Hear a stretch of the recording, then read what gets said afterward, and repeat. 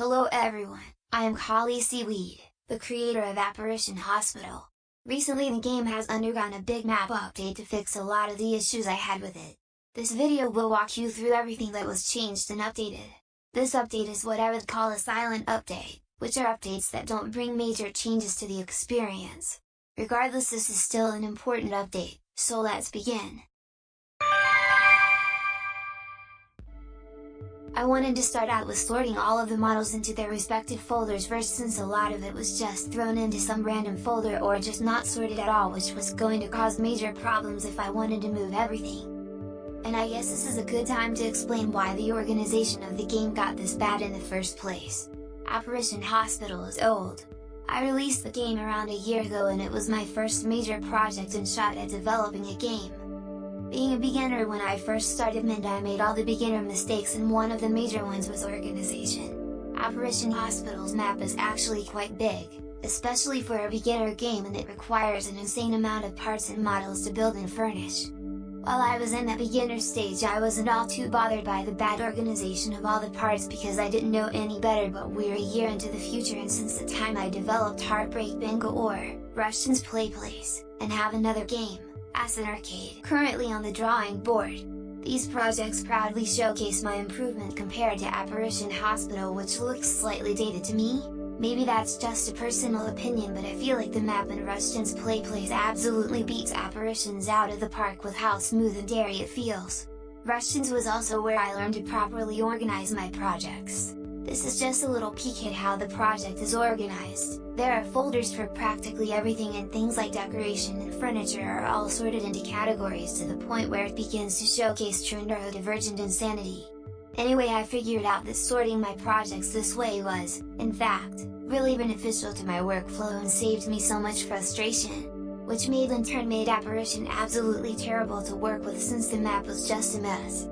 Everything from double walls, model grouping, and the sheer oversaturation of marketplace models. Every time I want to update the game I was just annoyed by the project, so I decided to bite the bullet and fix it up. Fun fact, this is actually the second time I'm reworking the map.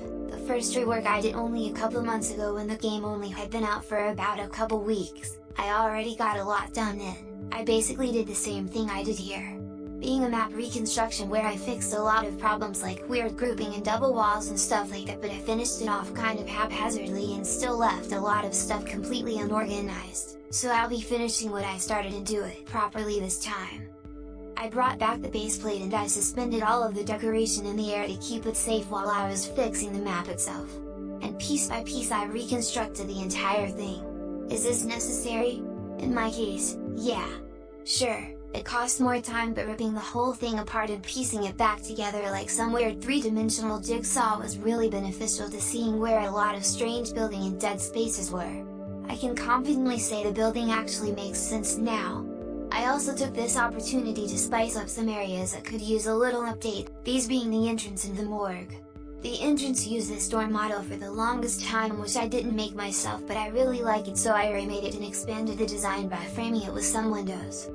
The other area is the morgue. The old one was fine, it did its job, but it's one of the most dated looking areas, especially when you compare it to the bathrooms which were added in the update before the map reconstruction. I didn't do that much to it. After all, there's always room for more updates in the future, so all I did was update the refrigerator cabinets by adding some more details on the cabinets, notably being the heart and cross, which is also featured on the design of the nurse uniforms.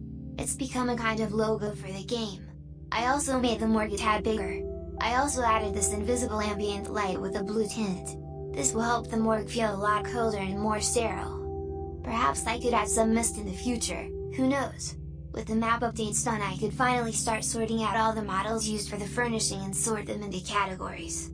This took so long and was just a lot of repeating the same couple thing. Thankfully I could skip out on sorting out Chester and Dia's rooms since they were already sorted, since I had updated their rooms already. I put everything into categories, those being the patient rooms, staff rooms, and official features like the bathrooms and such. And a folder for all the decorations in the main hallway, since it doesn't really fit into any of the other categories. For the smaller rooms I got away with keeping everything in one folder, but for the larger areas like the children's ward and cafeteria I decided to sort everything by a category so everything's exactly where it needs to be, so I can easily rework those areas in the future.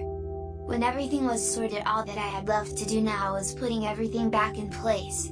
Because everything had a designated folder, I could speed this up by bulk selecting everything in there and dragging it back to its original spot. I could have never done this with bad organization, as some parts were grouped in with completely unrelated models at the other side of the map. To this day I have no clue on how things like that even happen. Roblox is strange sometimes. Despite that, I still had to do quite a bit of manual adjusting so everything fits in the space properly. Because I cleared up some dead spaces, it wasn't uncommon for some rooms to now be a couple studs bigger. It was most noticeable in the operating room, which gained the most space. The desk model in there was from the marketplace and no longer fits in the room, so I decided to make a new model that resembles the old one. This model is slightly lower in detail compared to my other models, since I don't plan to keep it around for very long. After all, I want to update basically all areas in the future, and I have some pretty crazy plans for the operating room, so it doesn't make sense to hold on to things that are only going to be there to temporarily compensate for stuff I've already gotten rid of. With the map finally completed, it was time to start working on the technical side of things. Apparition Hospital uses a dynamic music system, meaning different songs play depending on what area you're in. This system uses parts the player steps into to function properly. I carefully readjusted the areas to everything fits a new map, and even added a new one because a new song is included in this update as well. The song is called Eleanor and it plays in the fandom room. The song is also in the playlist along with all the other songs from the OST. All of the songs in the game are originals made by me, and I'm super proud of them, so go check it out. Now it was time for some finishing touches. I repaired the donation board since it broke during reconstruction, and I also added new wheelchairs. These have been in the works for a while and I'm super excited for you guys to cruise around on them. These models are originals made by me with improved programming, so they're comfortable and easier to use. They no longer have a mind of their own or get stuck on things like the old ones, which I also disliked using because of their turn speed, which was way too slow. The new wheelchairs are a major improvement in basically every way, and they're finally ready to be role-played with.